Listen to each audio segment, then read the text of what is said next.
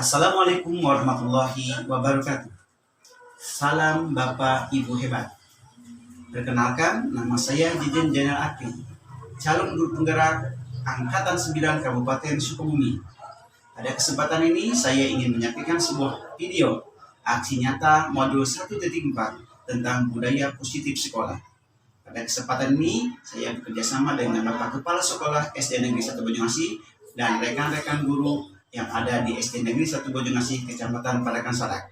Selamat menyaksikan video. Salam Bapak Ibu Guru Hebat.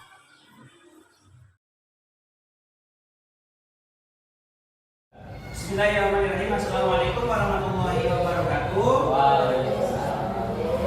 Alhamdulillah, pada kesempatan siang ini kita akan melaksanakan nominasi tentang budaya positif yang ada di sekolah dengan penerapan budaya positif di sekolah. Jadi di sekolah ini Bapak Ibu, kita akan menerapkan budaya positif, yang mana budaya positif ini adalah yang menjadi pendidikan dari calon guru penggerak yang telah kami lakukan. Jadi kami sebagai peran daripada guru penggerak yaitu menggerakkan institusi yang ada di sekolah. Jadi pada hari ini kami akan melaksanakan, atau saya akan melaksanakan diseminasi penerapan budaya positif yang ada di sekolah. Ya, kita lanjut pada selanjutnya. Nah, ini adalah lagunya. Cikini ke Gondang Dia. Hari ini kita belajar bersama. Cikampek Tasikmalaya, meskipun capek hatiku bahagia. Ya, Jakarta ke Jayapura, mari belajar dengan penuh seksama. Madrasah Bekapua, duduk yang rapi, lalu kita berdoa. Mari kita berdoa terlebih dahulu ya. Berdoa dimulai.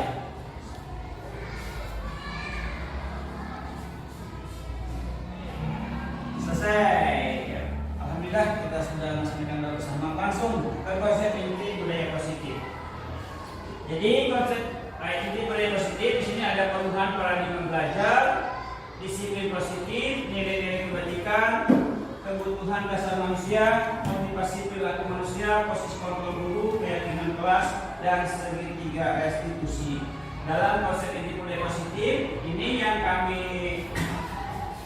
laksanakan di dalam pendidikan, ada perubahan paradigma belajar. Jadi perubahan paradigma belajar ini sesuai dengan yang disampaikan oleh konsep Ganjar Dewantara, bahwa yang namanya guru, yang namanya pendidikan adalah proses menuntut anak, ya, proses menuntut anak untuk kebahagiaan anak untuk mencapai kebahagiaan anak setinggi-tingginya, ya. Jadi karena pola tangan ini berbeda, maka kita harus tahu kesiapan belajar anak tersebut. Jadi ketika kesiapan anak belajar kita ketahui dengan asesmen, pra-asesmen maka kita bisa menuntut produk anak dengan sebaik-baiknya. Nah, ada disiplin positif. Disiplin positif ini yang kita ketahui bersama bahwa disiplin itu setelah saya melaksanakan CGV, disiplin itu bukan mematuhi aturan ternyata. Jadi disiplin positif itu adalah belajar bagaimana kita untuk mematuhi aturan yang telah diterapkan. Jadi nilai-nilai intrinsik yang ada dalam diri kita itu adalah disiplin, makna disiplin tersebut. Jadi disiplin itu adalah belajar bagaimana nilai-nilai intrinsik yang ada di dalam diri kita untuk keluar tumbuh. Ada nilai-nilai kebajikan. Ya, nilai-nilai kebajikan ini adalah yang disepakati oleh bersama, menjadi sebuah kesepakatan bersama. Ada kebutuhan dasar manusia, ada 5. Nanti saya jelaskan langsung saja ya. Ada motivasi perilaku manusia dan sebagainya. Ini pembelajaran dengan paradigma baru. Pembelajaran dengan paradigma baru merupakan yang dirancang berdasarkan prinsip pembelajaran berdiferensiasi, sehingga para peserta didik belajar sesuai kebutuhannya berdasarkan tahap perkembangan sesuai teori psikologi modern untuk mewujudkan profil belajar Pancasila. Ini pembelajaran dengan paradigma baru, ya. Jadi merupakan pembelajaran yang dirancang berdasarkan prinsip pembelajaran berdiferensiasi, ya.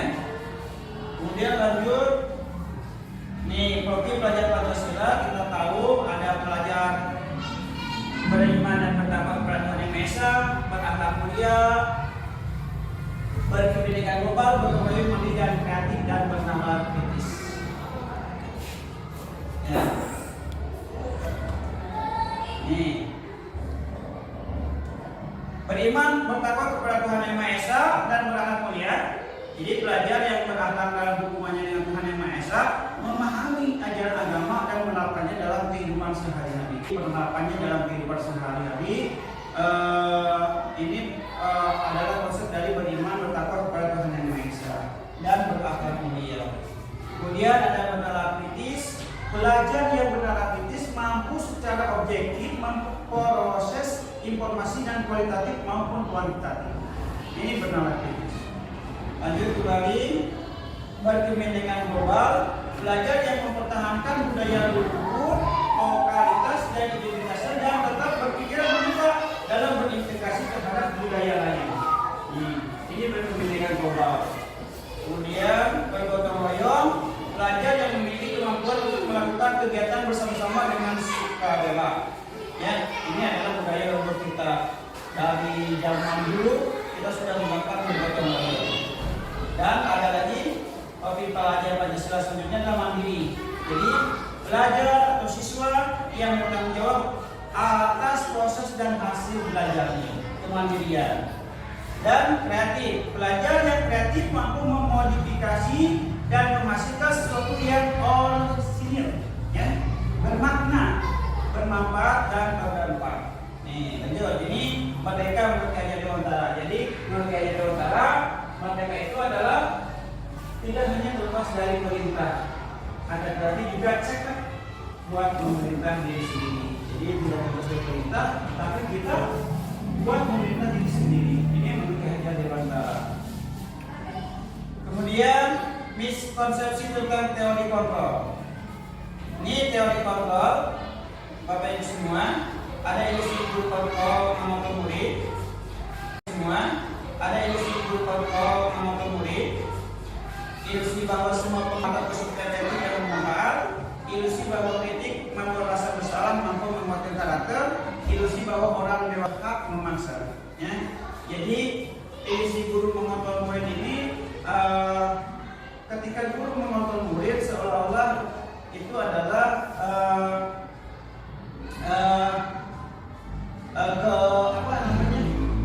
jadi posisi kontrol seorang guru terhadap murid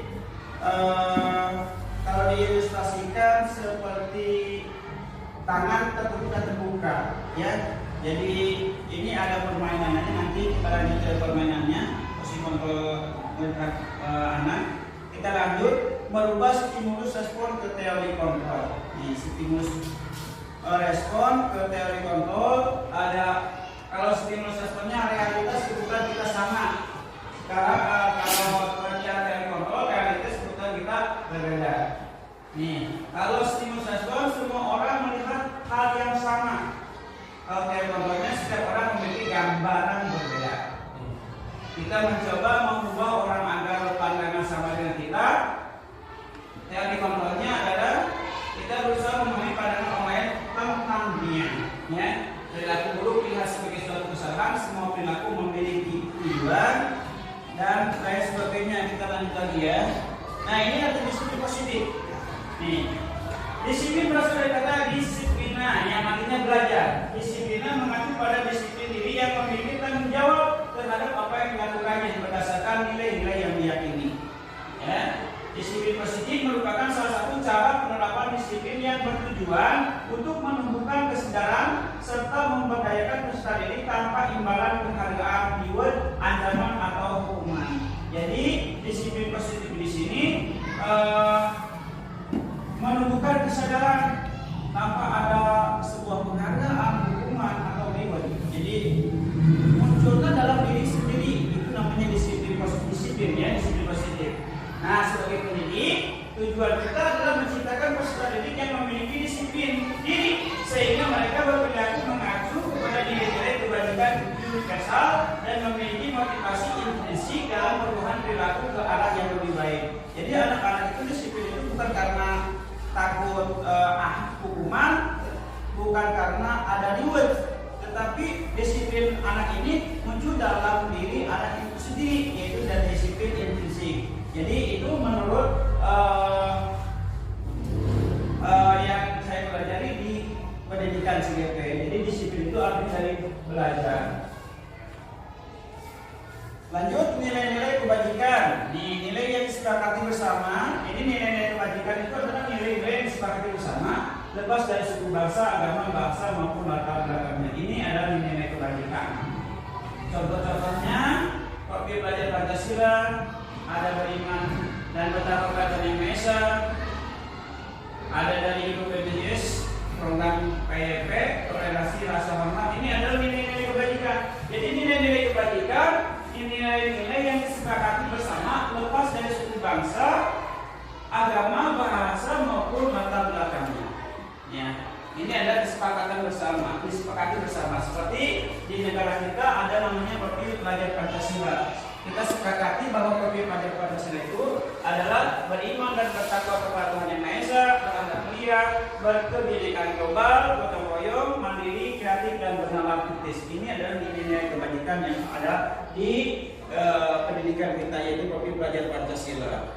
Kemudian kebutuhan dasar manusia. Kebutuhan dasar manusia adalah segala sesuatu yang kita lakukan untuk mendapatkan apa yang kita inginkan.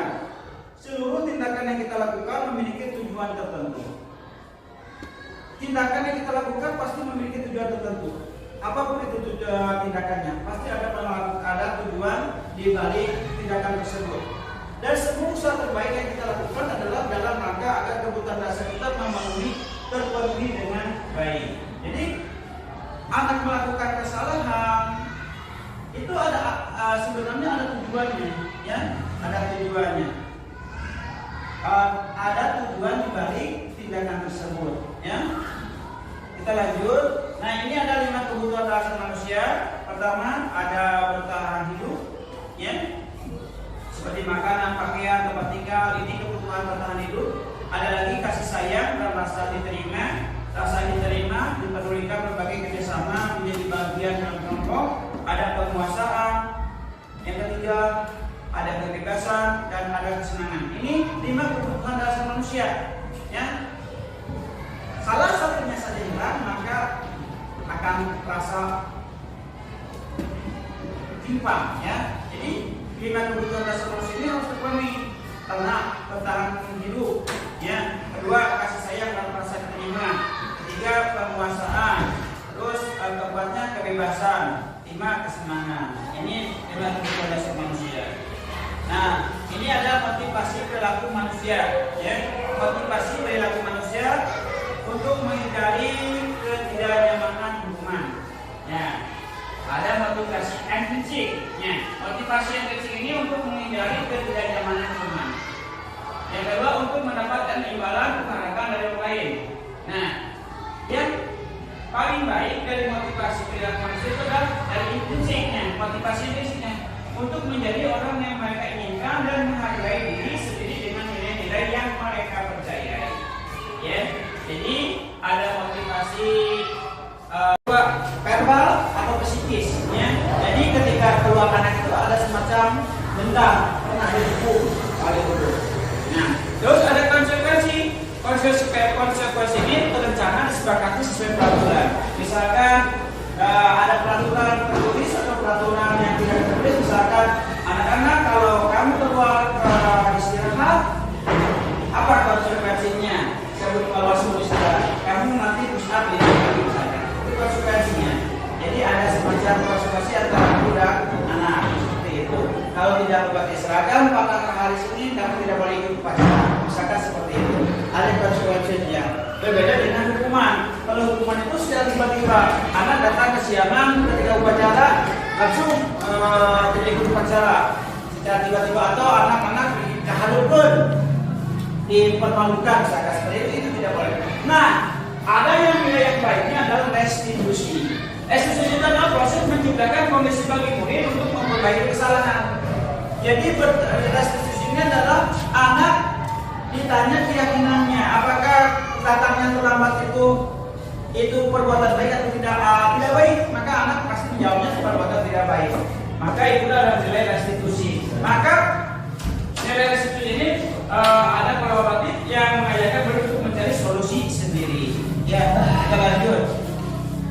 5 posisi kontrol guru. Tadi ini sudah dibahas tentang ada posisi penghukum, pembuat merasa bersalah, teman, pemantau atau manajer. Posisi kita ada berada di mana nih? Ya, ada penghukum, apakah pembuat merasa bersalah, apakah sebagai teman atau pemantau atau manajer? Ya, posisi kita berada di mana nih? Ya. Coba pendapat 5 posisi kontrol guru.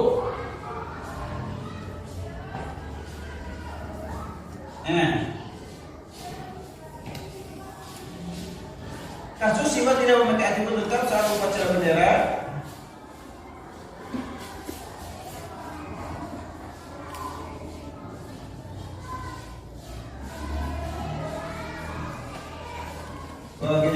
Saya terangkan dulu tadi yang ini, yang penghukum. Ini penghukum. Jadi penghukum itu memberi hukuman kepada anak. Tadi sudah dijelaskan adalah hukuman itu secara fisik ataupun verbal.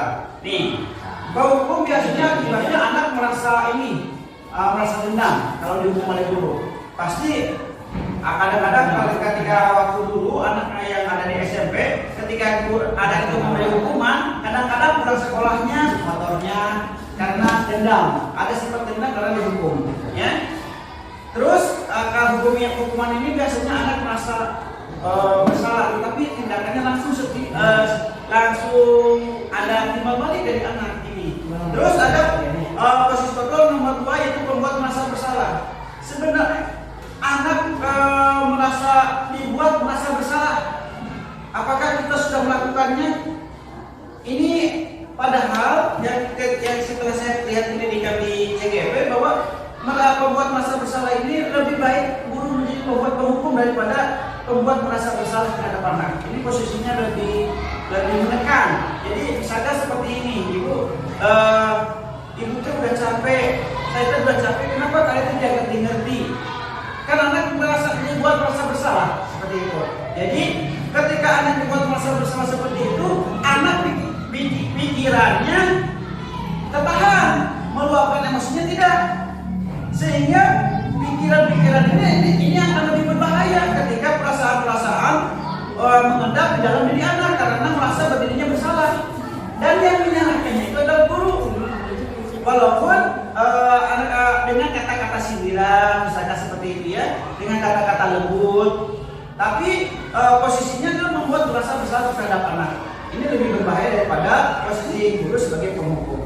Kemudian ada posisi sebagai teman. Nih, posisi sebagai teman.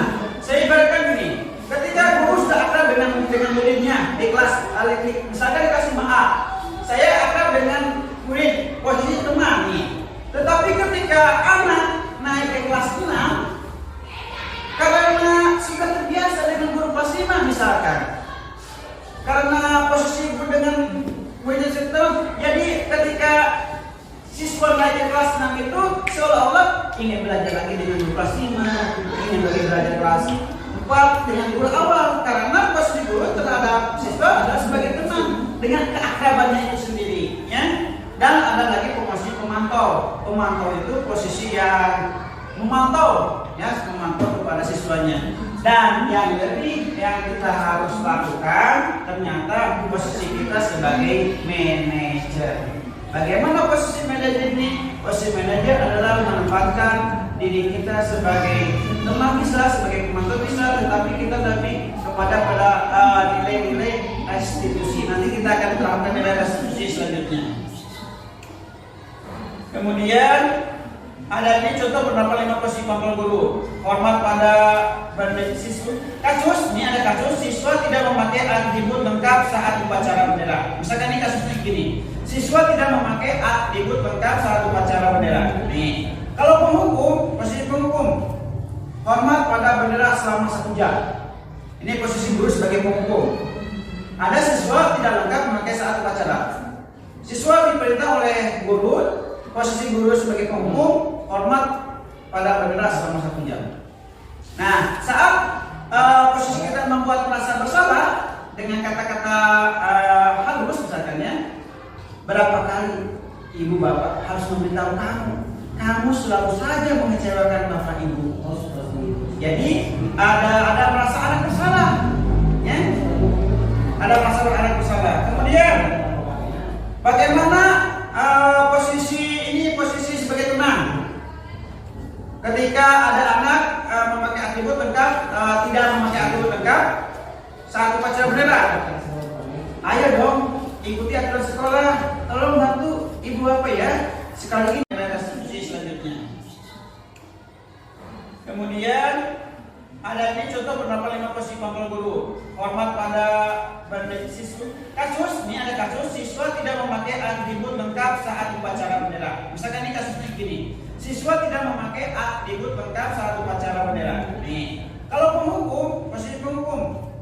Hormat pada bendera selama 1 jam. Ini posisi guru sebagai penghukum. Ada siswa tidak lengkap memakai saat upacara. Siswa diperintah oleh guru, posisi guru sebagai penghukum, hormat pada bendera selama 1 jam. Nah, saat posisi kita membuat perasaan bersalah dengan kata-kata halus misalkannya, berapa kali ibu bapak harus memberitahu kamu selalu saja mengecewakan bapak ibu. Jadi ada merasa anak bersalah, ya? Ada merasa anak bersalah. Kemudian bagaimana posisi ini, posisi sebagai tunang? Ketika ada anak memakai atribut lengkap, tidak memakai atribut lengkap saat upacara bendera. Ayo dong, ikuti aturan sekolah. Tolong bantu ibu apa ya? Sekali ini, ya sudah tidak apa-apa. Dan kali jangan sampai berbuat seperti ini lagi ya. Jadi posisi teman itu sempat keakraban guru dan anak. Ya. Jadi ayo dong, ikuti aturan sekolah. Tolong bantu ibu apa ya? Sekali ini, ya sudah tidak ada apa-apa. Dan kali jangan sampai berbuat seperti ini lagi. Nah kalau bagaimana dong posisi pemantau? Pemantau itu kamu sudah melanggar peraturan sekolah. Kamu sudah melanggar peraturan sekolah. Kamu tahu konsekuensinya. Nah, setelah upacara kamu kembali atributnya ke koperasi dan jangan diulangi lagi. Ini posisi sebagai pemantau. Nah, bagaimana sebagai posisi manajer? Posisi manajer adalah apakah kamu tahu kesalahanmu? Kira-kira bagaimana kamu memperbaiki kesalahanmu? Nah, seperti itu adalah posisi manajer. Nah, saya kecewa. Ini posisi kontrol apakah kaku? Saya kecewa sekali dengan kamu. Ya. Baik, kita lanjut. Keyakinan kelas. Nah, kita akan keyakinan kelas. Keyakinan kelas. Mengapa keyakinan kelas? Mengapa bukan peraturan kelas?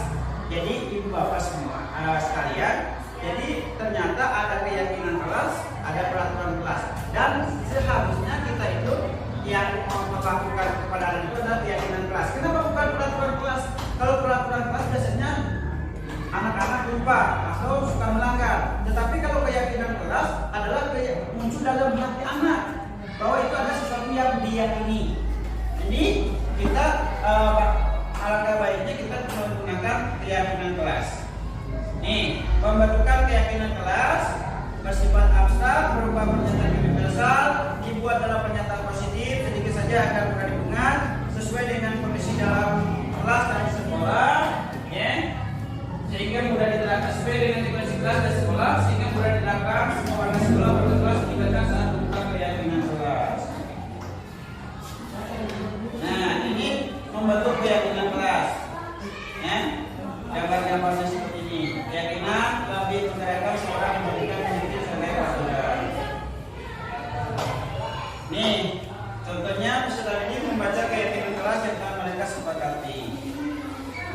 Contoh lain keyakinan kelas, hormat. Kami meyakini bahwa sangat penting untuk menghormati semua orang dan barang milik orang lain bekerja. Ya, bekerja. Kami meyakini bahwa sangat penting untuk mengerjakan segala pekerjaan atau mengikuti kegiatan yang telah ditugaskan. Diterima dan dimiliki. Kami meyakini bahwa sangat penting untuk merasa diterima pada suatu kelompok yang saling bersatu satu sama yang dengan yang lain. Ini restitusi. Ini yang terakhir ya. Restitusi merupakan proses menciptakan kondisi bagi murid untuk memperbaiki kesalahan mereka sehingga mereka bisa kembali pada kelompok mereka dengan karakter yang lebih kuat. Ini menurut dosennya. Jadi restitusi ini merupakan proses menciptakan kondisi bagi murid untuk memperbaiki kesalahan mereka sehingga mereka bisa kembali pada kelompok mereka dengan karakter yang lebih kuat. Ini restitusi untuk menciptakan atau kondisi permasalahan yang dalam mendidik anak. Nah, segitiga restitusi merupakan tindakan yang dilakukan guru yang bertujuan agar peserta didik dapat mencari solusi untuk masalahnya. Jadi ketika ada masalah terhadap anak, guru mencari solusinya adalah dengan anak itu sendiri. Guru hanya bersikap sebagai manajer untuk tujuan permasalahan anak bisa selesaikan oleh anak itu sendiri. Itu adalah tujuannya. Jadi dapat berpikir tentang orang seperti apa yang mereka inginkan, tahu bagaimana mereka harus memperlakukan orang lain, menjadi lebih memiliki tujuan, disiplin positif, dan memulihkan dirinya setelah berbuat salah, serta menjadi orang yang menghargai nilai kebajikan yang mereka percayai. Itu dari segi kita seperti ini. Ada langkah-langkahnya, suatu proses dialog. Jadi restitusi itu adalah suatu dialog terhadap anak ketika misalkan anak terlambat. Posisi kita tidak sebagai penghukum tetapi sebagai manajer. Jadi ditanya kepada anak, kenapa terlambat? Apakah kamu akan terlambat kembali? Seperti itu. Jadi nilai apakah keterlambatan ini baik atau tidak baik? Jadi proses anak itu ketika melakukan kesalahan itu tidak dihukumi atau tidak merasa bersalah, tetapi diposisikan kepada keyakinan kelas yang telah dibuatnya, seperti itu. Ini adalah langkah-langkahnya adalah validasi tindakan yang salah, menanyakan keyakinan dan menstabilkan identitas, validasi tindakan yang salah, dan ketiga menanyakan keyakinan. Ini tahapannya. Jadi menstabilkan identitas berdasarkan prinsip membuat kesalahan adalah bagian dari proses pembelajaran. Berbuat salah itu wajar. Jadi ketika anak ada kesalahan, berbuat salah itu wajar. Tindakan ada yang manusia sempurna. Ibu bapak juga pernah melakukan itu. Ibu bapak tidak mau mencari siapa yang salah, tetapi ibu juga ingin bersolusi dari permasalahan ini. Kamu berhak merasa begitu. Jadi itu adalah nilai ini berdasarkan prinsip menstabilkan identitas. Kemudian ada validasi